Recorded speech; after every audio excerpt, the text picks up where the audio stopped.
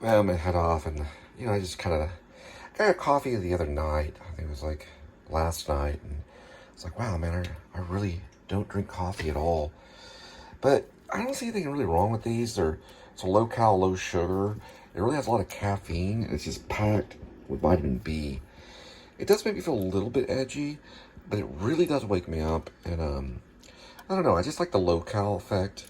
Now, back in the day, I used to smoke cigarettes for about, 6 years. I was able to quit. But every once in a while, I grab these, and it kind of reminds me of those days when I was working on Bulb. It was like one of my first feature films that didn't really go anywhere. It's mostly in dailies under Pigeon 1. You're looking at the Cole Spivey channel right now, but I used to kind of sit around and drink these, and I guess I kind of vlogged myself through the movie, and I don't know, I guess I thought it was, part of the movie, but I'm drinking these and I just remember them. But anyway, I did work on the script last night, so I did get a scene done, and we'll talk about that a little bit. But there's Kitty right there. He came in, just kind of laid down in the shot. So I walked in. He can be very scratchy at times, but I decided to write him into the script, so he's actually going to be, in the actual movie once we get it lifted off. The cat's name is actually Crook, so that's what the guy calls him. He calls the cat Crook. And the main character's name is Hopperhead. He refurbishes smartphones in his home and makes a living doing it. He works for another bigger company, and he has people that kind of work for him. He hires on this young, mute, epileptic lady that speaks in tongues. And, it just goes from there. It's kind of a neo-noir little thing, but the cat's in it. All right, we're gonna head off. All right, we're at 66 degrees Fahrenheit, 209,915 miles on the odometer. It's March 17th of 2024. A couple things. Welcome to the Please Subscribe Show, Cole Spivey channel. It's kind of more for writers and people that like storytelling and things like that. There's of course, it's I'm not necessarily saying film and media, but it really is. It's a video. All right, I use an iPhone 11. Thinking about getting some more Apple equipment this November. So probably a MacBook Pro. Moving on to maybe making maybe a 60-minute feature, maybe a 46-minute feature. Nothing majorly way too long, but reading a lot of literature. Just came across Seize the Day with Robin Williams, 1980 something film based on Bellows' novel that he was a Pulitzer Prize winning novelist. I remember reading that when I first got back from New York, and Euless. I read the whole thing. It's a really good book. And then I also right now reading Cormac McCarthy's No Country for Old Men. What I notice about him that's really good as a writer is he doesn't use quotations. So he'll start describing the scene and he'll talk about things. He's very poetic and he has a great rhythm. And then all of a sudden there's this dialogue, and it just goes right into the scene. Sometimes he describes the character, sometimes he doesn't. You kind of figure out the character from the way they talk. I think that's cool with Cormac McCarthy. He's no BS. He's right to the meat of the bone. No fat in his stuff. He's a really lean writer. The way that he writes, very neo-noir kind of film. No Country for Old Men. Really good book. It's a really good book. And a lot of what the Coen brothers did with that, it's a great adaptation, is right there in the movie. So it's a pretty long movie. And it's one of my favorite movies. Maybe one of my top 10 all favorite movies, even though I haven't put it down in my list. It did make honorable mention. And then another thing too is I did write a scene last night, which I thought was an important scene, establishing the love interest Kitty, and we only know her as Kitty, and she does not speak, so she does not have one line. She grunts sometimes, and she goes and speaks in tongues. I have put some of that in there, and then she also, of course, has epileptic fits. So she's in it, and she's there as kind of a worker. She's not like a worker bee kind of character. And she's let go of a pizzeria at the beginning. So that might be a little tough. I wrote myself to a little challenge. I always do that, like I was talking about. Like, the purpose of this story was to write myself in a doable situation where everything I can do is doable. Now I'm thinking about, where am I going to find a kitchen, you know? And I thought about, I've been watching like the Seize the Day, and then like the opening of Taxi Driver. I know those aren't like similar films, but there's like a lot of smoke, especially in Taxi Driver. There's smoke, and then the car comes in like it's coming into a dream. I like the idea of starting on steam. So I might just write the top of the script, and I'm just writing it right down by hand, but just write steam. And also another thing I'm doing differently on this particular script is, as I write, I make myself do a little storyboard every once in a while. So it takes me out of just the whole novel style writing and going more into like a screenplay kind of thing. So I'll just draw a storyboard, draw a face. I just make myself do that to remind myself that I'm writing a movie. So I think it's going to start in steam, like the steam in the kitchen. So I'm going to have to find a way to do that. And, you know, I can rent a fog machine, you know, and do some stuff with lighting. I decided to do the whole thing black and white. So it's going to be like, it's kind of a first film signature, you know, doing a first film in black and white. And none of my films have become famous. So is it really a first film if it doesn't become famous? Well, it kind of is. But then again, it's got to be, like, part of it being a cinema and film is that it's for the public. So I need to really establish it as a film. So I thought, well, why don't we go into like a dream kind of thing and use this like smoke, billowy smoke in like a kitchen. And then from there, a slow dissolve to Kitty on the floor, like just her face. And she's just kind of like twitching, you know, and you see her eyes kind of fluttering and like, what's going on? And the shot slowly just kind of zooms outward, getting kind of wider, where you see that she's on the floor kind of twitching, and then maybe someone coming up and like seeing if she's okay. And then it cuts immediately right to the manager's office, and she's being let go of the, you know, of the little, the place, that little cafe that she's working. She works at like a little cafe kind of thing. All right, and then that'll go and cut to another scene and things like that. So I saw the opening. It's kind of like came to me like a dream kind of thing. All right, so I just wanted to share that with you. And it's now called A Cat Named Crook. So that's the title, A Cat Named Crook, because Hopperhead's cat is named Crook. So he's kind of a joke name that he gave his cat, you know, because his cat, like, you know, get into the dry food, kind of like steal the dry food, and that kind of thing. So we'll see where it goes from there. Looks like it could be like, you know, maybe like a little literature piece, you know, something that's auteur, you know. I'm going back to my roots, you know, and I did peruse through the werewolf movie, The Grace, and I thought, you know, maybe I'll just save this for another time. You know, I could break it out and rewrite it and add things to it. It's a lot of fun.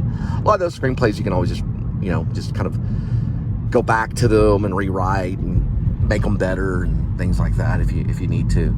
I'm sure a lot of, I think Almost Famous went through like 20-30 years of rewrites. You know, it was like, it went through a lot of time. It was a generation piece. I was listening to the soundtrack the other night, you know, with Simon and Garfunkel and The Who and Led Zeppelin and Todd Rundgren and all those great people. All right, butterflies are here March 1st through April 14th. They are here, and they're in the garden. So they brought the butterflies in. And also there's dinosaurs right there.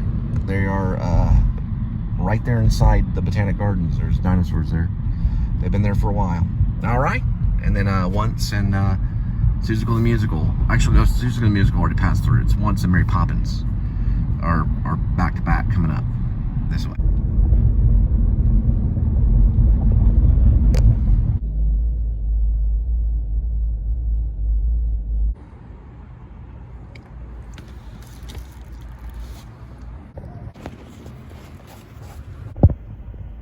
All right, first one for the day is 6593.9. All right, let's look at everything. Go ahead and clear that out. And then yesterday's. Out here in Texas is about the same as everywhere else. They're good people and they're bad. The cheats, just like everyone else. There's a series of them. I always say if you're chubby, You cheat on your diet. If you're lusty, well, you'll cheat on love. And if you file, more than likely, you'll probably cheat on your taxes. But out here, nobody cheats Crook the cat.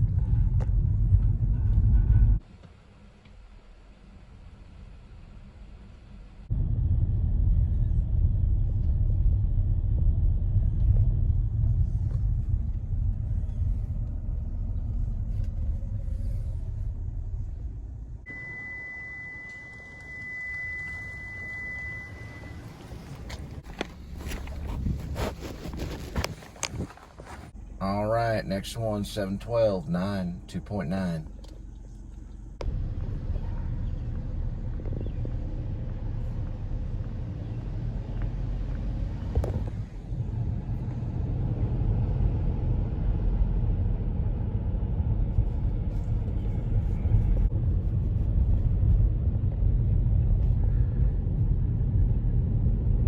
Out here in Texas, it's nice on Sundays. Pretty nice on Saturdays too. It's a nice house right there on Monticello. Drive past this tennis court up this way. Spanish tile right there. We're off of Dorothy. Just shy of the white settlement area.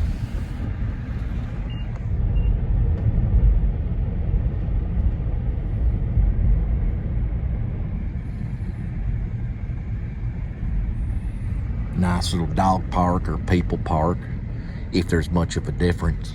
Kind of have this shot to kind of always remind me, in one way or another, somebody's going to have to face the post-apocalypse. And the four horsemen, of course there's no riders, but the horses are waiting.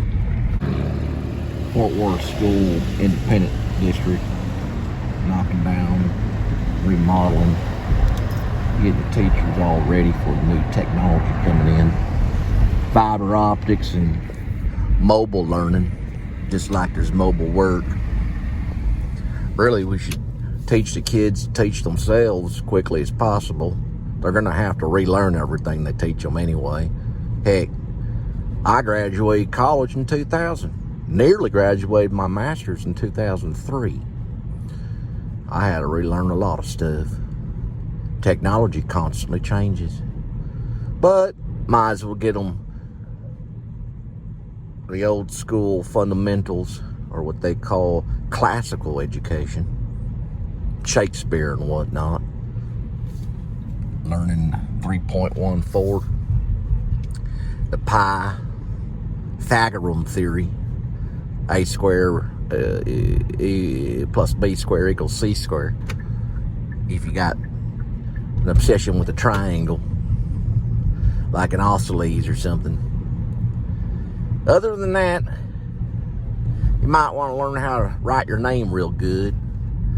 Maybe do an argument, persuasive essay. Compare and contrast doesn't help. It can in the long run, maybe, if you're going to write a real good paper. That's what a dead Marine once told me. He called it edumacation. Well, we still got dreams out here, like the rainbow, of course. Everybody's always dreaming about gold, what possibly can be under the rainbow. But it's all subjective. Money, that is. Some believe in it, and some believe it's just kind of a weird form of energy. It's kind of a trade thing.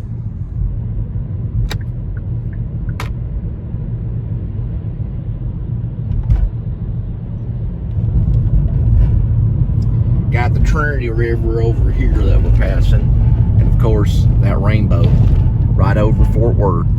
I promise never to flood it again. Did happen one time back in 1949. Whole place was flooded. People canoeing around. They even had a few sailboats out here picking people up. Some motorboats, some just John Deeres with paddles. well, John boats, I guess you call them. John Deere, I don't know if they make boats, but you know what I mean. There's the Paradise Church right there. Well, every once in a while, you know, you start coming up with an idea, and then a mistake fits its way right in there in some kind of weird way, and you got to work your way out of it. But yeah, they had John boats and canoes, 1949. Whole place flooded. The Montgomery Plaza building was flooded to the second story. I poop you not. Look at these right here. Oh, there to go, right there. Hadn't flooded since back in 1949, other than the Great Flood.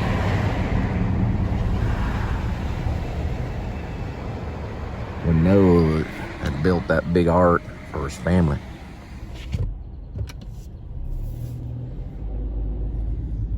We don't mind the liberals here, of course. They come and go. Had Nick Johnson pass through here not very long ago. Turned out lately he's been hanging out in Detroit. But that's fine with me. Doesn't bother me at all. Him and that crazy cartoon Mappy. I don't know. He's got millions of followers.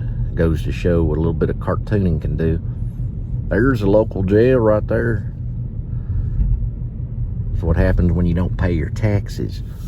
Well, in some places that is. We got a good movie coming up here in the next couple of years. I'm sorry, next couple of months. Maybe next couple of years too. But in the next couple of months, Kirsten Dunst done a movie called Civil War. We don't know exactly what it's about, but government turning on the people, or the people turning on the government. What's the difference? Somebody's fighting somebody. Well, we gotta drop this one off at the big tire down this way. It's condominiums. What makes them condominiums is the thickness of the walls and the floors, so you can't hear your neighbors. You could probably live up there and scream as loud as you can. Nobody would hear you. Be like a tree falling in a forest with nobody there.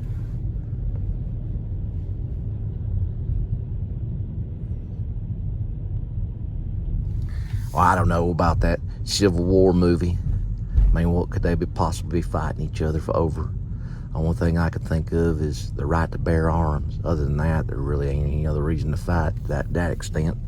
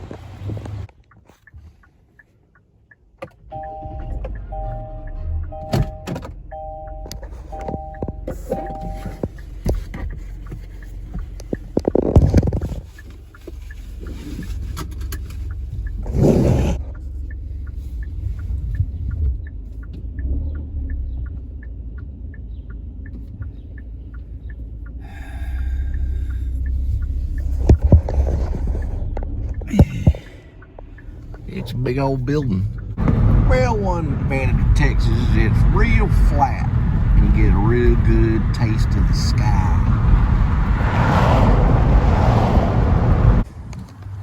Next one, 749, 3 minutes, 1.5.